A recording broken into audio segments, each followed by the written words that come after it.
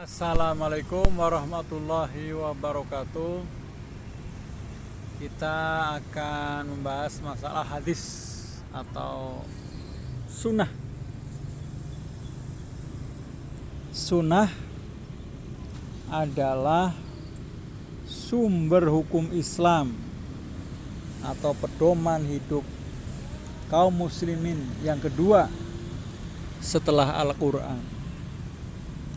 Bagi mereka yang telah beriman kepada Al-Quran sebagai sumber hukum, maka secara otomatis harus percaya bahwa sunnah sebagai sumber hukum Islam.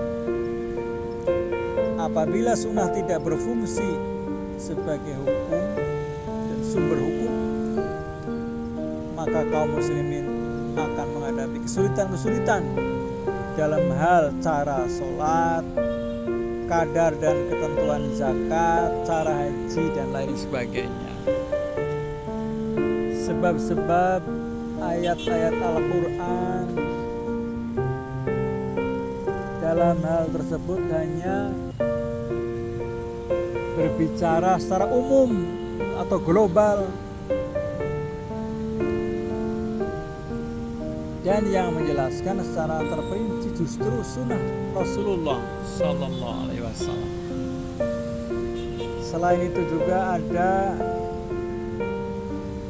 kesukaan-kesukuran dalam hal menafsirkan ayat-ayat mustarak, muhtamal dan sebagainya yang mau tidak mau memerlukan as-sunnah untuk menjelaskan.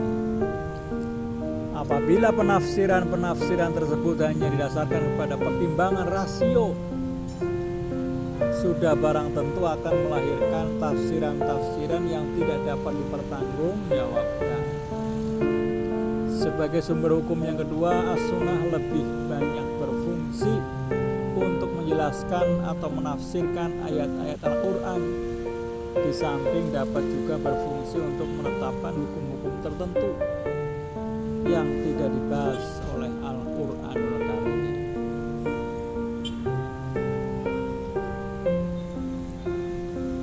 Perbedaan antara Al-Quran dan Al-Hadis sebagai sumber hukum.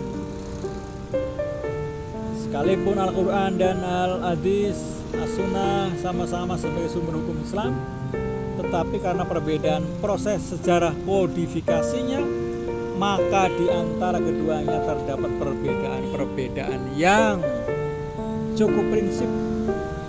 Di antaranya, satu, Al-Quran nilai kebenarannya adalah qat'i, sedangkan sebagian Al-Hadis adalah doni yang memerlukan pembuktian dan pembenaran dari Al-Quran.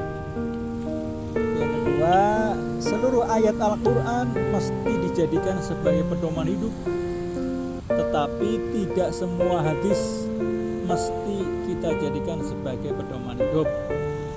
Sebab di samping as-sunnah yang tasri', ada juga sunnah yang ghairu tasri'. Di samping ada hadis yang sahih dan ada pula hadis yang dhaif dan seterusnya. Yang ketiga, Al-Quran autentik lafaz dan maknanya, sedangkan Al-Hadis tidak seluruhnya autentik. Dan yang keempat, apabila Al-Quran berbicara tentang masalah-masalah akidah atau hal yang gaib, maka setiap muslim wajib mengimaninya. Sedangkan apabila diterangkan oleh hadis, tidak seluruhnya dapat diimani. Saya kira itu aja dari saya, mudah-mudahan bermanfaat. Kebenaran datanya dari Allah Subhanahu wa taala, kesalahan datanya dari saya. Assalamualaikum warahmatullahi wabarakatuh.